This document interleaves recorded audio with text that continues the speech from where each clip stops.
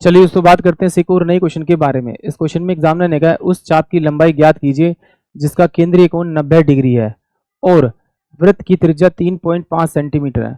यानी कि एग्जामिनर ने क्या क्या रखा है, मुझे एग्जामिनर ने एक वृत्त दे रखा है। इस वृत्त के सेंटर पॉइंट से इस पॉइंट को अगर मैं मिलाऊंगा तो ये जो लंबाई है ये इसकी त्रिज्या है यानी कि 3.5 और ये भी 3.5 और इसका एंगल जो है वो कितना आपका 90 डिग्री का है। अब एग्जामिनर ने पूछा है कि इसकी लेंथ निकालने के लिए बोला है, तो इसकी लेंथ निकालने का फॉर्मूला है थीटा अपोन में 360 डिग्री और सरकमफ्रांस का फॉर्मूला कितना 2 पाई आर। तो इसका एंगल कितना आपका 90 बटे में कितना आपका 360 और 2 इंटू में पाई की वैल्यू 22 बटे में 7 और आर कितना होगा मेरे पास में आपका 3 5 बाय में आपका 10।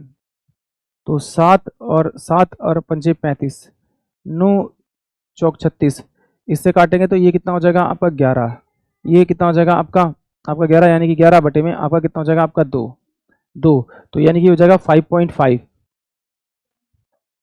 यानी कि ऑप्शन जो बी होगा वो इस क्वेश्चन के लिए करेक्ट होगा। जब भी इस तरह से एग्जामिनर किसी सेक्टर का एरिया निकालने के लिए बोले या उसकी ये वाली लेंथ निकालने के लिए बोले तो सिंपल सा तरीका यूज करना, थीटा अपोन में 360 डिग्री और पाई 360 डिग्री और 2 पाई आर, इसमें इसकी वैल्यू रख देना, आपको आंसर मिल जाएगा। ये आपका सरकमफ्रांस की लेंथ निकालने के लिए है और अगर एरिया निकालना होता तो यहाँ पे पाई आर स्क्वायर रखते, मेरे को इसका आंसर मिल जाता है यानी कि ऑप्शन बी। आई होप आप सभी को क्वेश्चन समझ में आया होगा।